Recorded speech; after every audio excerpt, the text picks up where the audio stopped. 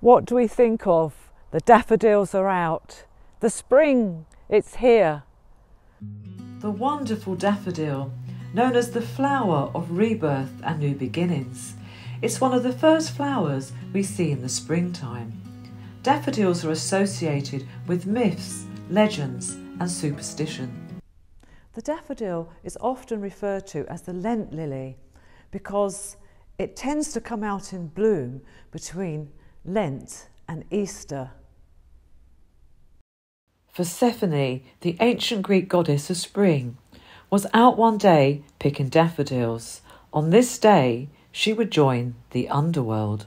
Hades was the god of the underworld. He didn't have many suitors, obviously, but he wanted a wife, and he had spotted Persephone.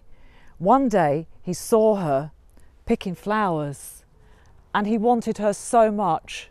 He got into his chariot and rose from the depths of the underworld and kidnapped her and took her back to the depths of the underworld. Persephone was now the queen of the underworld. Her mother Demeter was missing her daughter so much. Earth was in turmoil. Everything was dying as there was no spring. Zeus told Hades that Persephone must return to Earth. Hades agreed, but he didn't want to give up his queen of the underworld. He loved her and adored her. So he had a plan that would make her come back every year to the underworld. What was it, do you think? Hades gave Persephone pomegranate seeds to eat, knowing that she would have to return every autumn to the underworld. And this myth is how the daffodil became associated with the underworld. In the 17th century, the daffodil boomed in England. It was also one of Shakespeare's favourite flowers. Daffodils have an ultra-long history behind them. They go back to at least 300 BC. The Greek botanist and philosopher Theophrastus was one of the first people to list and describe the flower in his notes. Shakespeare describes them as the flower that comes before the swallow dares. St David's Cathedral. March the 1st is St David's Day, the national day of Wales, and it's celebrated every year since the 12th century. The exact date of St David's birth is unknown, but David is said to have been born around the year 520 AD. He was reputedly born on the Pembrokeshire Cliffs in Wales during a wild thunderstorm. He died on the 1st of March 589, and he was buried at the site of St David's Cathedral, where his shrine was a popular place of pilgrimage throughout the Middle Ages. St David's Day is now so popular it's celebrated in many countries all over the world.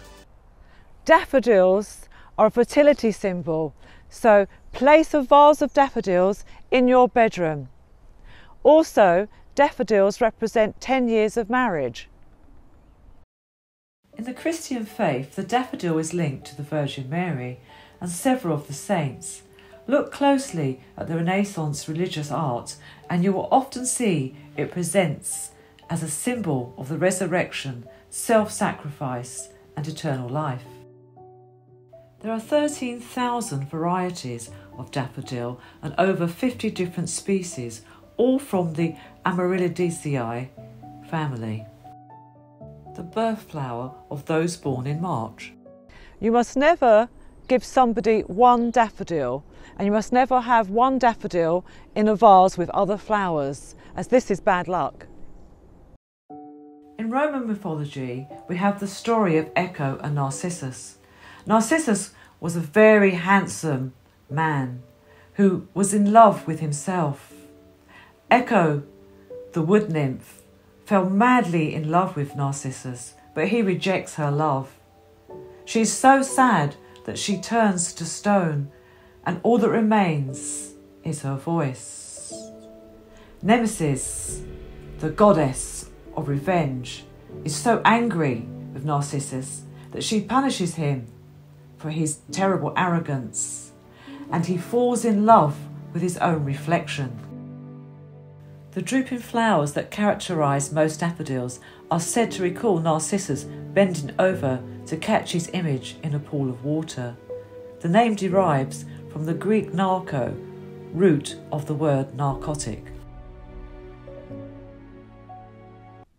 The daffodil is also known as yellow maidens, Easter roses and butter and eggs. Quite strange names, really.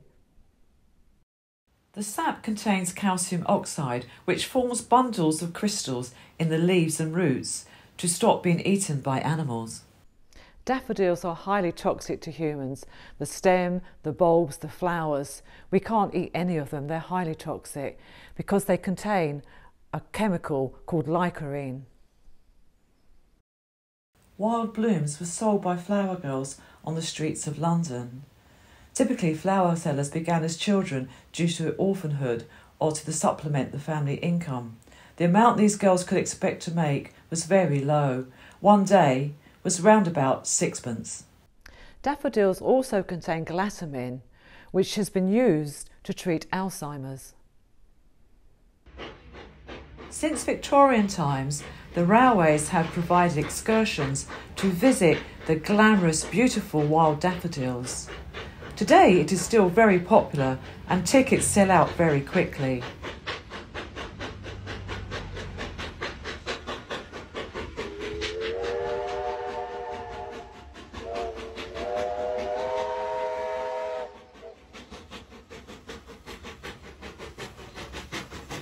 All over the world, the spring event of travelling by train to admire the wonderful daffodils in their full glory. The essence of spring is in the air.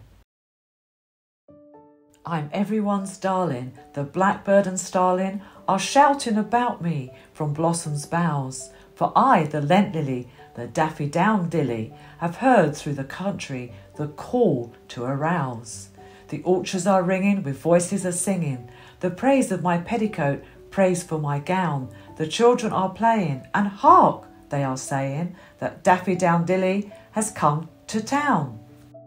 The Daffodil Fairy poem by Cicely Mary Barker. The Romans introduced the daffodils to Britain. They planted them in memory of fallen comrades and gave them to their loved ones. Give a bunch of daffodils to your one and only true love, and you will have future happiness. It's no wonder that many artists have painted them and many poets have written about them. I hope you've enjoyed this episode all about the beautiful daffodil. Who doesn't like walking in the woods and seeing the wild daffodils? Until next time.